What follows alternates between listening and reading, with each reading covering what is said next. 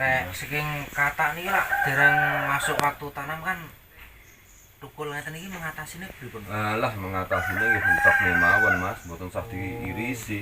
Oh ditokne mawon selama sekalipun ini ada kelembapan udara karena di saat bulan seperti ini masih ada hujan dan di daerah tertentu yang curah hujannya tinggi Mas, otomatis daerah-daerah itu katak yang kita simpan di daerah-daerah itu akan muncul tunas kecil-kecil.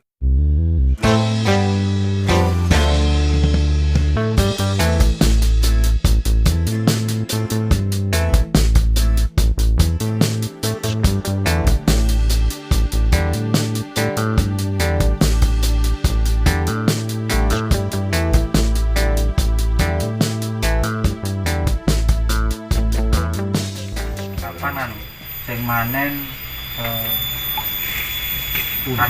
umbi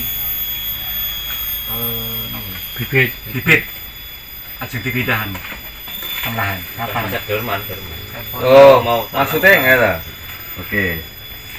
Nah, di saat kapan kita menanam memanen katak yang kita tanam di lahan pembibitan ini satu musim dengan jarak tanam 20 cm persegi di lahan B dengan pembibitan ini, kita tunggu di saat tanaman porang ini sudah durman maksimal, benar-benar durman maksimal, minimal kalau di Solo Raya sekitarnya, di IY sekitarnya itu di bulan Juni-Juli Om. Juni-Juli. Ya, bulan Juni-Juli ini dikatakan porang ini durman maksimal apa? Durman maksimal itu durman yang benar-benar di akar umbi porang itu sudah kering. Dimulai dari rebahnya, pasca durman rebahnya tanaman porang, batang porang, daun porang mengering dan batang porang mengering, dilanjut jarak 15 hari 1 bulan biasanya akar porang itu juga ikut mengering menyesuaikan cuaca iklim kemarau, masuk musim kemarau ini. Ya, setelah akar umbi ini kering, ini layak dipanen dan kita simpan. Itu akan sangat lebih bagus. Kita kondisikan mungkin di rak-rak bambu seperti ini, kita tata, mungkin kita hamparkan di tanah, yang penting tidak lembab dan tidak terlalu panas. Ataupun kalau kita tidak punya waktu, hanya cukup kita ambil kataknya saja dan kita kasih jerami. Menunggu sampai ini nanti persiapan lahan selesai di bulan 10 Oktober, sebulan sebelum hujan atau setengah bulan sebelum hujan, kita panen umbi di sini, langsung saja kita tanam, langsung tanpa kita simpan dulu. Lahan ini bersebelahan. Kenapa? Jadi pas misalnya udah tumbuh itu ya? Oh belum Pak, belum. Jadi Sini saya kan punya loh. Ya. Tapi kan saya tuh nyoba gali itu ternyata yuk susah. Terus kecuas itu. Kadang kan kita tidak tahu ini nanamnya sebelah mana atau kalau pikir saya kan rata. Ya. Kalau seandainya nanti mau saya pindah itu di saat mulai tunas itu bulan-bulan 11. Oh, itu kan kan sudah mengurangi kualitas Pak. Jadi terus baru kita pindah di. Nah, kalau kendalanya hujan. hanya tidak bisa melihat di mana titik porang itu ada, kan sangat mudah toh Mas. Jenengan di kanan kiri ada selepan padi. Nah, kenapa di saat ini belum durman kita kasih titik padi, itu sekam padi, sekam padi, kasih kita titik meranggut,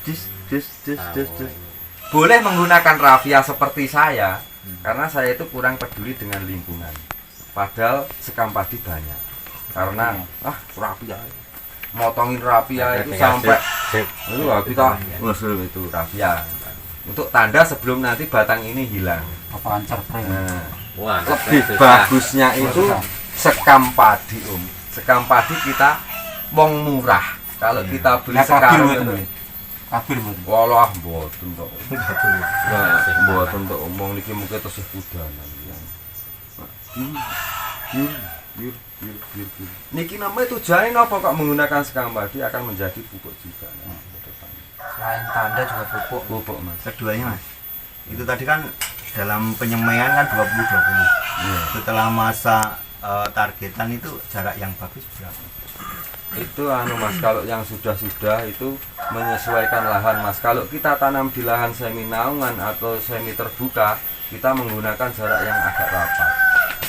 Tapi kalau kita di bawah naungan ya kita jarak itu menyesuaikan saja.